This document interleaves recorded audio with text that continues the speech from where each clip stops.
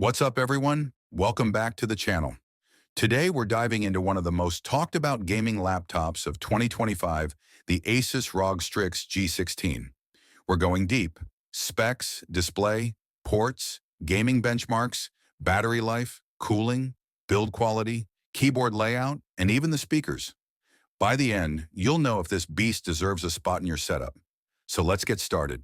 Let's kick things off with the core specs, because this is where the ROG Strix G16 sets the stage for what kind of performance you can expect. Model: ASUS ROG Strix G16 2025, Eclipse Gray Edition processor, Intel Core, 7-14650HX, 16 cores, 24 threads, boost clock up to 5.2 GHz. This is a high-performance HX series chip, meaning it's built for desktop-level power in a laptop form factor. Graphics: NVIDIA GeForce RTX 5060, 8GB GDDR6, Ada Lovelace architecture. Supports DLSS 3, frame generation, and full ray tracing. Memory: 16GB DDR5 RAM at 5600 MHz dual channel, upgradable up to 64 GB. Storage: 1TB PCIe Gen 4 NVMe SSD, blazing fast load times and enough capacity for a large library of AAA titles. Display: 14-inch FHD 1920 by 1080. IPS level panel, 165 Hz refresh rate, 3 milliseconds response time, 100% sRGB coverage. Adaptive sync. Operating system: Windows 11 Home, English version pre-installed. Connectivity: Wi-Fi 6E plus Bluetooth 5.3 for faster, more stable connections in gaming and streaming. Battery: 90 watt-hour lithium-ion, supports USB-C charging at up to 100 watts, plus a 240 watt fast charger in the box. Weight: approximately 2.1 kilograms, 4.63 pounds. Portable for a high-performance gaming laptop. The ROG Strix G16 comes with a 14-inch Full HD IPS level panel running at 1920 by 1080 resolution. What really matters here is the refresh rate, 165 Hz, which means gameplay feels incredibly smooth, especially in fast-paced shooters like Valorant or Apex Legends. The panel covers 100% of the sRGB color gamut, making it vibrant and accurate for both gaming and light creative work, like photo or video editing. The 3-millisecond response time keeps ghosting to a minimum, and adaptive sync eliminates screen tearing by matching the display refresh rate with the GPU output. Brightness peaks at around 350 nits, which is fine for indoor gaming, but might not be ideal under direct sunlight. Still, the anti-glare coating helps cut down reflections, so you can game comfortably even in well-lit rooms. ASUS has done a solid job here, spreading the ports across the sides and back for cleaner cable management. On the left, 1x USB 3.2 Gen 2 Type A, 1x 3.5mm combo, audio jack on the right. 1x USB 3.2 Gen 2 Type A, easy for plugging in a mouse if you're right-handed. On the back, 1x USB-C with Thunderbolt 4 support, power delivery plus DisplayPort. 1.4. 1x USB-C 3.2, Gen 2 power delivery plus DisplayPort 1x HDMI. 2.1 supports 4K at 120 Hz. 1x RJ45 Ethernet port, 2.5 Gbps. Power input wireless. You get Wi-Fi 6E for low latency gaming and Bluetooth 5.3 for better range and stability with wireless peripherals. This port layout means you can have most of your cables routed out the back, perfect for a clean setup and better airflow during gaming sessions. This is where the ROG Strix G16 really flexes its muscles. Powered by Intel's Core i7-14650HX and NVIDIA's RTX 5060, it delivers strong frame rates in modern titles without compromising visual quality. The 165 Hz display means you can actually see and feel the smoothness in fast-paced games. Here are 10 AAA gaming results at 1080p, high ultra settings. Cyberpunk 2077, ray tracing ultra plus DLSS quality. 67 FPS average fluid and visually stunning, even with full path tracing on. Without DLSS, expect around 48 to 50 FPS. Red Dead Redemption 2 Ultra, 83 FPS average. Big open world, rich detail, smooth animations, perfect for cinematic play. Hogwarts Legacy Ultra plus DLSS quality, 75 FPS average stable performance in open areas and dense city environments. Starfield High, 68 FPS average Bethesda's space epic, runs well with high textures and DLSS. Minimal stutter when traveling between planets. Call of Duty Modern Warfare 3 competitive settings, 165 FPS average. Hits the laptop's panel refresh limit, easily buttery smooth for FPS fans. Forza Horizon 5 Extreme, 121 FPS average. Racing looks stunning and runs ultra smooth, even in dense city tracks.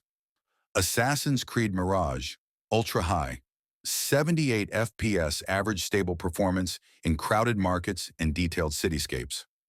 Baldur's Gate 3 Ultra, 96 FPS average runs great, both in turn-based combat and large multiplayer sessions. Alan Wake 2, high plus DLSS balanced, 71 FPS average. One of the most demanding titles today, still smooth with beautiful lighting.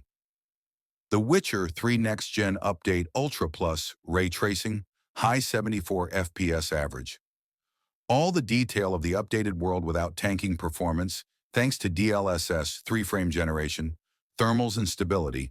Even after hours of gameplay, performance remains stable. No throttling detected in stress tests. The triple fan system and vapor chamber keep both CPU and GPU within safe ranges, although fans will get loud under maximum load. Esports titles. Bonus. For competitive games like Valorant, Apex Legends, and CS2, you can expect well over 200 FPS with lower latency, ideal for pro play.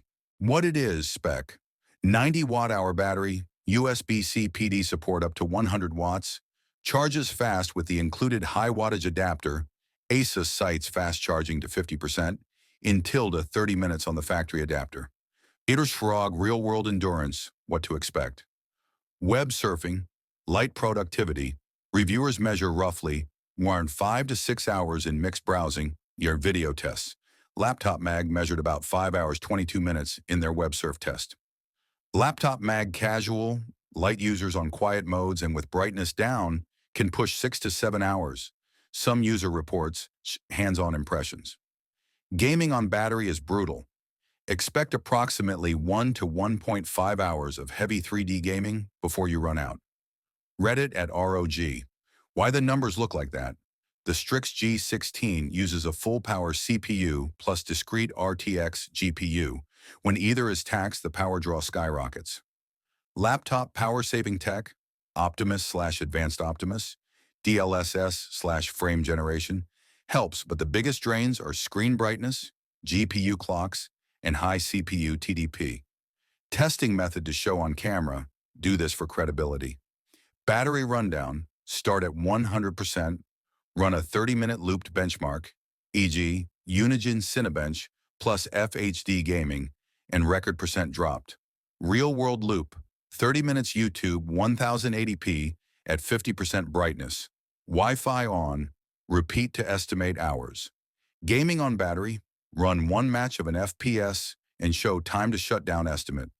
Practical tips to extend battery, VO, and on-screen captions. Use silent or balanced mode in Armory Crate for casual work. Turn on Optimized/Advanced Optimus if present, so integrated GPU is used for non-gaming. Cap frame rates, 120 Hz on a 165 Hz panel saves a lot.